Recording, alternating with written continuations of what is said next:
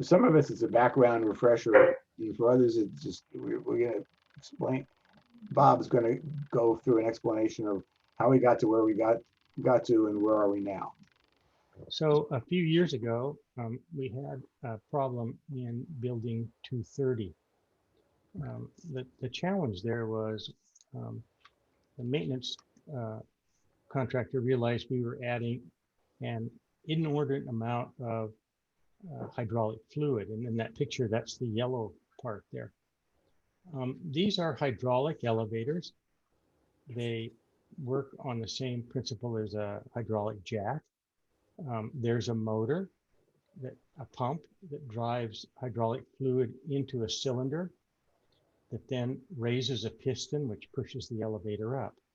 As the elevator goes down, the motor shuts off and the fluid returns in a controlled environment back to the reservoir. So because we were losing a lot of oil, it was determined we had a leak in our cylinder. That's number one in that drawing. So we hired a contractor. He came in, he pulled the piston and the cylinder out of the hole. And remember, these are 4 stories up, so the piston is 4 stories down in the ground. Indeed, the bottom of the cylinder was corroded, causing hydraulic fluid to leak. In the worst case, if that corrosion was very bad, and the elevator just wouldn't work. So that was repaired. A new piston, a cylinder, fluid reservoir, pump, and valve were installed in that building. At that time, we said, well, that contractor said, certainly this could be the same case in the other buildings. So we hired a consultant to come and do a audit of the other 3 buildings. They did that audit and said, indeed, because these elevators were all installed about the same time, there's the same conditions at the bottom of the hole.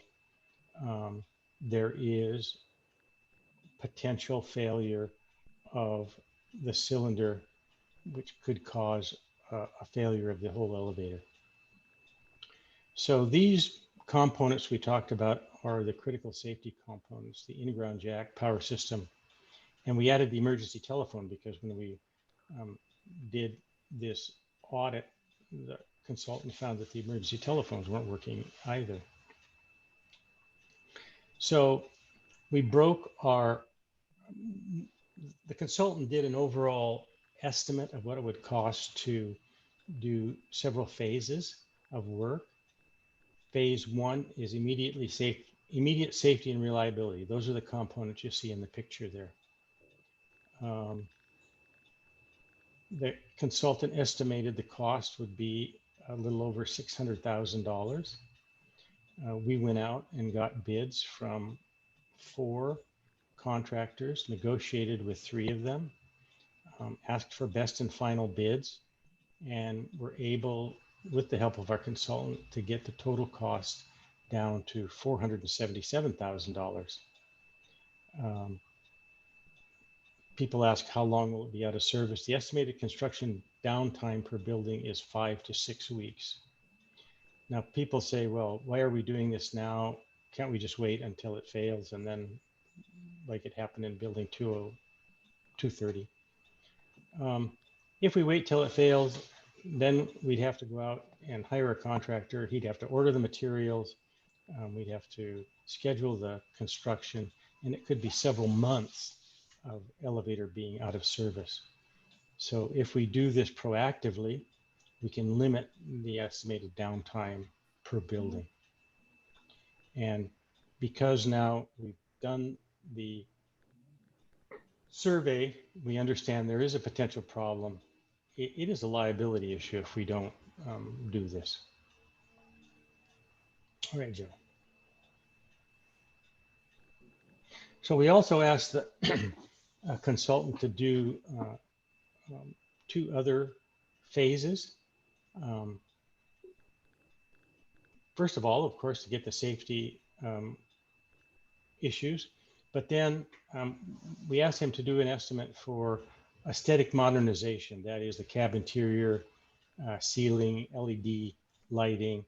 This is to tart everything up to look modern.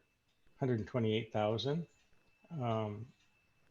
We will, at the time we bid that out, we will revise our estimate. But we're planning to do that in possibly 24 months when our reserve funds are built up enough to fund this. There's also phase 2B, which is prudent reliability and functionality. So these are things like the controllers, the wiring, controls, door operators, the car and hall signal fixtures. This is the push buttons we use. And this is a little more expensive, 466,000. People say, well, can't we just make it look nice and modern now?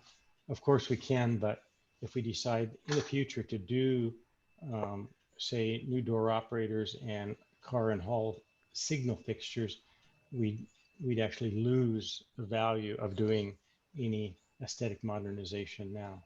So we say 2B cannot be done without 2A. So this phase, these 2A and 2B will be deferred. Our contractor has given us examples of other HOAs that have done these modernization projects and broken it down into 2 tranches like this, get the elevator safe, and then get it reliable and better looking. So any questions? That in a nutshell is where we were. We spent about 6 months hiring a consultant, him doing the report, we reviewing the report, structuring a bid package, a very comprehensive bid package, going out for bids and getting bids. So now we have the bids. Our selected contractor was presented to the board, and we simply need the funding now before we can sign a contract. So, you know, as an HOA, we can't enter into a contract unless we have the funds to back that contract. So it's very important that we now get everybody to agree to the special assessment, so we have the funds available to get this contractor on board.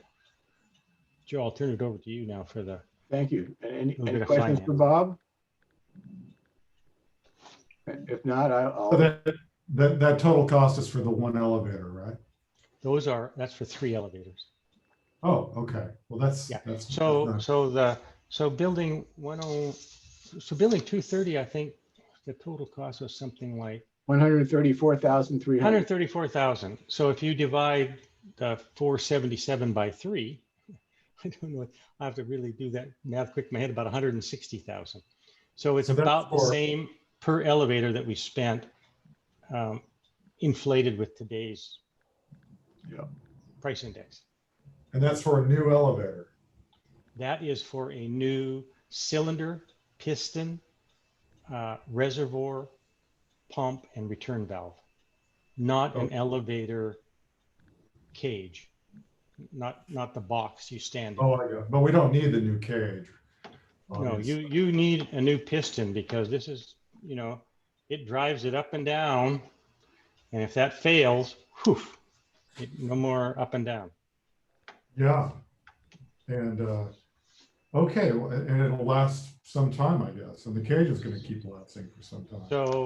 So you know, it's past its life expectancy right now, but a new piston and cylinder is good for at least 25 or 30 years, so it will outlive us. Good.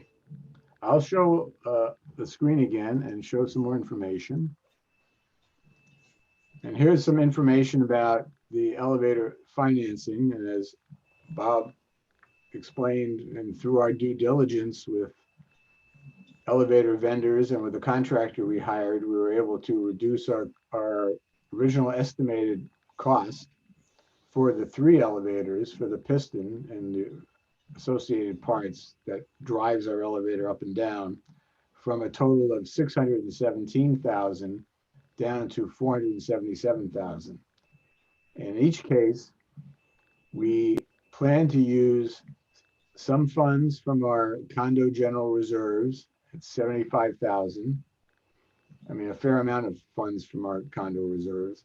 And we also, as you may know, we have a special elevator reserve for the condos where everybody contributes from our monthly assessment into that elevator reserve so we could start building funds to do the elevator work we need to have. And we'll have $50,000 going from that reserve into the total cost, which leaves an amount of 352,000 left that we have to fund somehow. And the way that we're going to be able to do that is to divide that by 88 condo units, which means that there'll be a special assessment of $4,000 per condo owner based on our revised costs. Previously, with the previous estimate, and you may have been at our condo town hall at the end of March, we were looking at this 617,000 figure. And at that time, we estimated that the special assessment was going to be 5,590 per owner. And we're very happy that we're able to reduce that to at least to $4,000 per condo owner. We think that's a significant success there. It also includes, this total price includes a 10% contingency for things that we may not know that might be happening in the construction area. So we've accounted for that. Any questions about this?